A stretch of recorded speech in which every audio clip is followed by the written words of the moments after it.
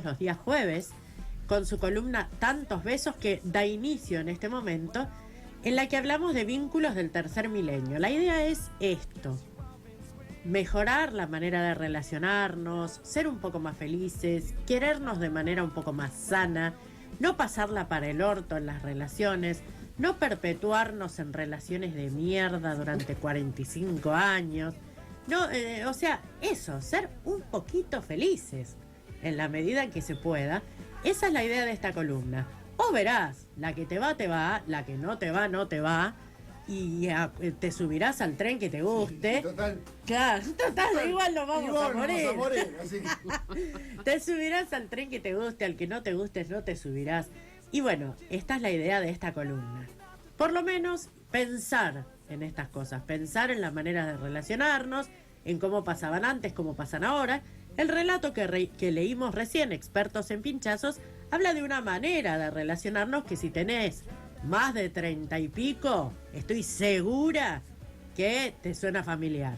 Que alguna vez pasaste por una cosa así.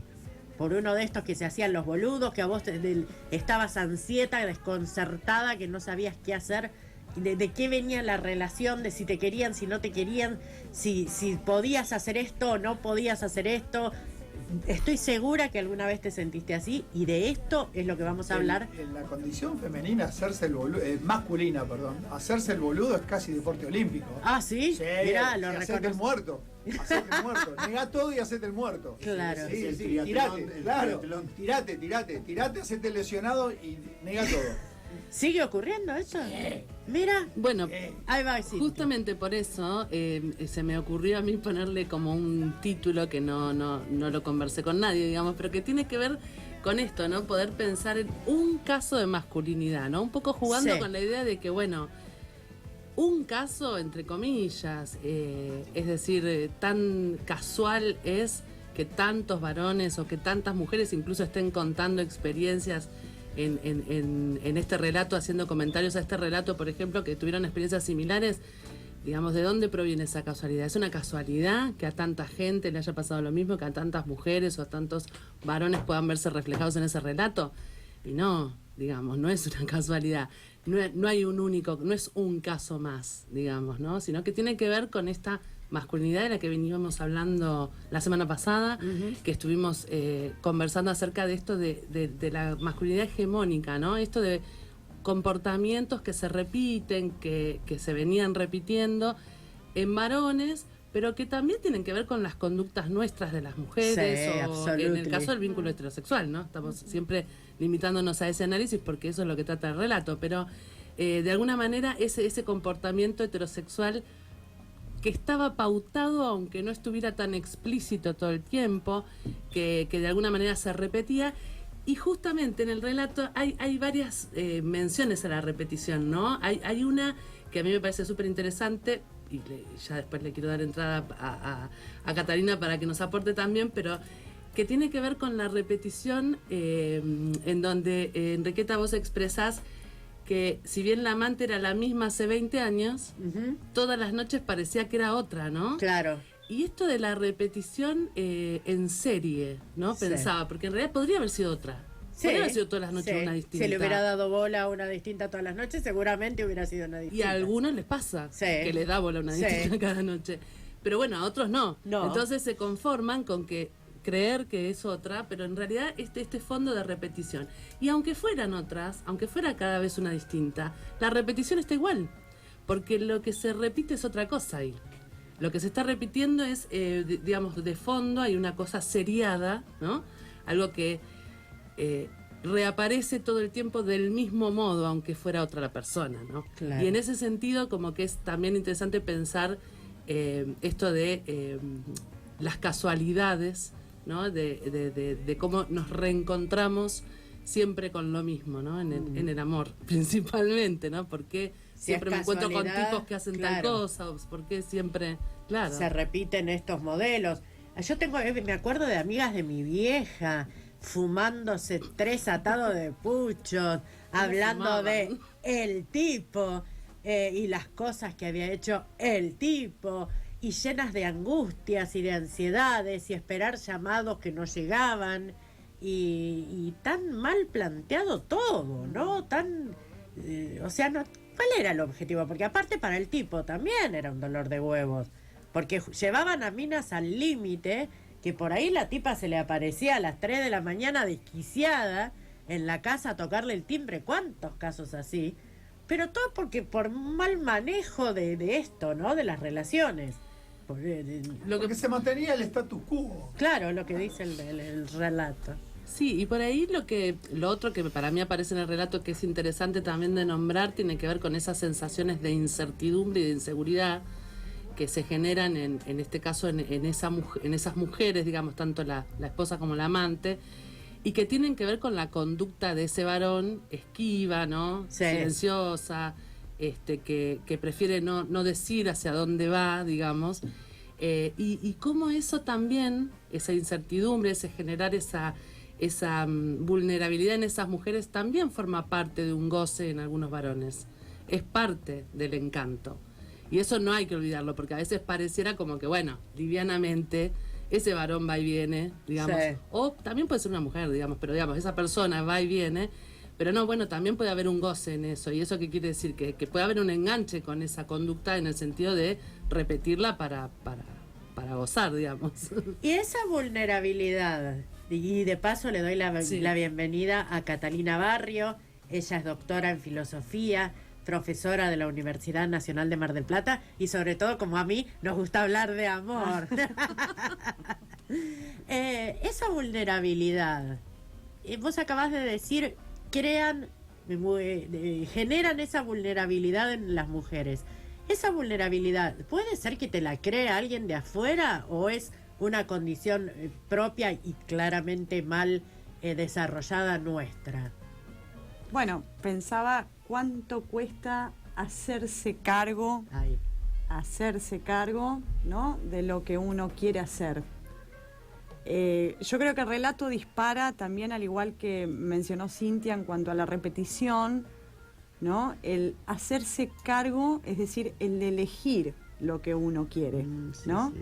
Ahí la cuestión ética me parece que juega un rol importante, porque justamente las pasiones, ¿no? O esos dispares de decir, bueno, me hizo acordar la película, no sé si la vieron, Corazón Loco. No. Que es una película de Adrián Suárez que justamente trata de lo mismo que estás mencionando en el relato, digamos. Él se encuentra con dos mujeres, una era su mujer, de hecho, la otra su amante, y cómo esas dos figuras representaban en él, en la figura del protagonista, estar enamorado, ¿no? De es las decir, dos. Estaba enamorado de las dos. Claro.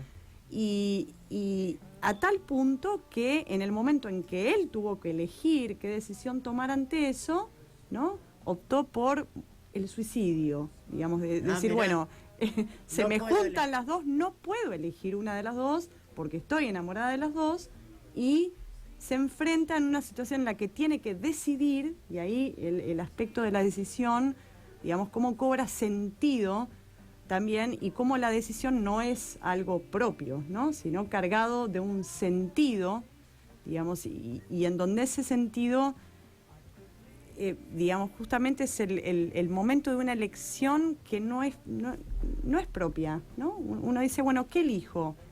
Elijo esa mujer con la que no convivo todos los días, elijo una mujer, digamos, con la que no comparto todos los días mi modo de vida, o elijo esa que representa este carácter idealista, digamos, ¿no? O eso que en realidad no aparece, pero que deseo. Entonces, es interesante también trabajar la cuestión en relación al momento de elección, ¿no? Claro. ¿Qué elijo? Digamos, ¿cómo me hago cargo de eso que elijo? Y entender también un poco en ese sentido que la elección no es algo propio, ¿no? Es decir, bueno, cedo, digamos, ¿no? Bueno, no elijo que esta persona represente lo que no me está pasando todos los días. Claro. ¿No? Elijo eso. Sí. Es decir, elijo lo que no aparece todos los días en mi vida. Un escape, digamos, ¿no? Algo que está por fuera de mi cotidianidad. Eso creo que es interesante porque creo que es una lectura de hecho, digamos, que está muy encarnada en la figura masculina y también en la femenina, ¿no? Es decir, es algo que nos atraviesa a todos, digamos, y que es interesante para pensar, ¿no? A mí me gusta la idea de pensar en la decisión y en la elección, porque una de las cosas que se nos critica a los poliamorosos es que en realidad no estamos pudiendo decidir. Claro. Es decir, que cuando vos te enamorás de otra persona, Claro. además de con quien estás compartiendo ya un vínculo, en realidad lo que tenés es una imposibilidad de decidir Entonces, con quién te quedás. Querés quedarte con todo. Claro, pero en realidad yo lo que generalmente pongo sobre la mesa es que en la infidelidad asociada a la monogamia pasa igual. O sea, cuando hay amantes, como en el caso del relato de tantos años, hay una imposibilidad de elegir Sí, también. sí. Pero está aceptada como parte, digamos, porque si no, no existe la infidelidad. La infidelidad se sostiene porque hay una pareja monogámica Claro. y existe Sí, el no, amante, no hay- si no, no no, sería infidelidad. o el amante, digamos, si no, no hay infidelidad. Entonces, me llama mucho la atención siempre la doble vara ahí, ¿no? Claro, Como, claro. digamos, cuando uno plantea la infidelidad, dice, bueno, pero eso está mal, te dicen, ¿no? Aparece como el pensamiento más moralizante. Bueno, es que eso es parte de la elección, Claro. ¿no? Uno elige, digamos, si uno elige ese momento en el compartir, digamos, y en el de construir un vínculo que no pertenezca a la vida de uno cotidiana, entonces está mal, ¿no? Claro. Es decir, esa moral también que pesa en el momento de la elección. Por eso es interesante, digamos, porque cuando uno empieza a deconstruir, empieza a desarmar ese concepto y ese momento en el que uno elige vivir otra cosa, pareciera que está mal, ¿no? Esa carga o esa cosa que se cree tan propia también, ¿no? Porque uno dice, bueno, ¿yo qué elijo? Digamos, ¿no? La cuestión ética ahí fuerte y ética moralista, digamos, en el sentido de cómo nos han construido también como sujetos éticos, ¿no? Es decir, como sujetos que tienen que elegir qué hacer. ¿Qué pasa cuando elijo las dos cosas? Mira, un poco lo que mencionaba en relación al relato de Enriqueta y en relación también a esta película, ¿no? Es decir, bueno, ¿qué pasa cuando elijo las dos cosas? Me enamoré de ambas, ¿no? Pero el elegir las dos cosas está visto como que el que elige tener una mujer con familia, etcétera, etcétera, con una visión casi maternalizada de esa mujer, Sí, y por sí. otro lado otra mujer con la que se encuentra cada tanto, una visión más sexualizada Sí. de la otra, eso convierte a alguien en un choto, el que elige quedarse con las dos. O sea, hay una visión Yo lo quiero moralista. linkar eso que dice, ¿qué tal lo siguiente? ¿Qué es la siguiente? Está buenísimo el diagnóstico. Claro. Clarísimo. El tema es, ¿existe una grajea para eliminar la culpa? ¿La culpa de qué? Porque lo que trae aparejado detrás de eso es, uy, algo estoy haciendo mal socialmente, Claro. me lo dicen, no importa, lo tengo incorporado, Sí. pero hay algo, decís, bueno, esto me justifica y me da una paz total. O siempre es una tensión interna sobre me enamoré de 4 personas, o de 2, de 3, y quiero todo. Hay algo que expresiona dentro. Todo lo que tiene que ver con dilemas éticos para mí tienen de fondo ese gris, digamos, que puede vincularse a la culpa, pero digamos, también depende, porque ahora estamos como haciendo un paralelo entre varias cosas que por ahí no son tan iguales, pero esto de que vos en el relato expresás de mujeres para casarse y mujeres para divertirse, ¿no? Esto de escindir tanto, ¿no? Dos ámbitos de la vida o dos partes de la vida propia, bueno, también está generando ahí un problema a la hora de decidir o a la hora de ver qué hago con estas dos cosas, porque están tan separadas, Sí. como si fueran irreconciliables, como si no Exacto. existiera la posibilidad de Tal ser cual. feliz, tener buen sexo, divertirse, tener hijos, Y además, qué sé yo, es con interesante una porque... persona Sí, o sí. con 3 o con 5, te quiero decir, pero no necesariamente ponerlo en dos personas diferentes. Tal cual, porque esa decisión es parte de la ética, Claro. es decir, es parte de una ética colectiva, justamente. Sí. Es decir, esa decisión, ¿no? Claro. El momento es en el que tengo que decidir qué hacer o qué elijo, con quién estar o qué modo de vida llevar, es ya efecto de un tipo de construcción, Claro. en un modo en el que yo debo actuar de una determinada manera. Claro. ¿No? Exacto, porque yo pensaba, en realidad, cuando uno se vincula con más de una persona sexoafectivamente, siempre cada persona es diferente y por lo tanto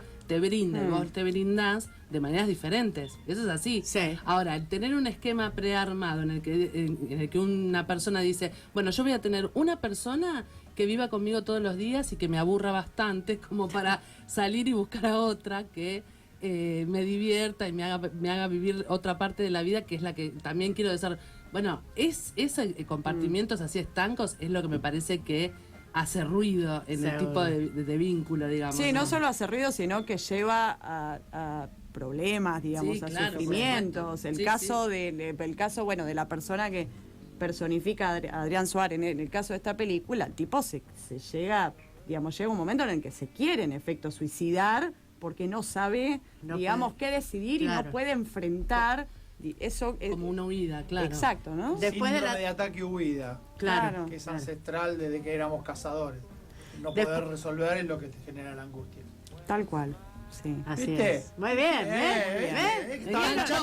Engancho al estudiante. Lo que no termino no de entender, pero de visualizar es por qué.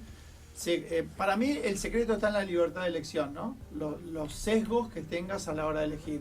¿Por qué se considera que quedarse con una persona es elegir libremente y quedarse con más de una? No ni siquiera es. quedarse, elegir compartir, porque quedarse suena Sí, a propiedad, Está ¿no? muy bien eso claro, que decís. Claro. Sí. ¿Y por qué compartir con más de una no conlleva libertad de elección? No entiendo ese punto. Para mí las dos cosas. Es muy interesante eso que decís.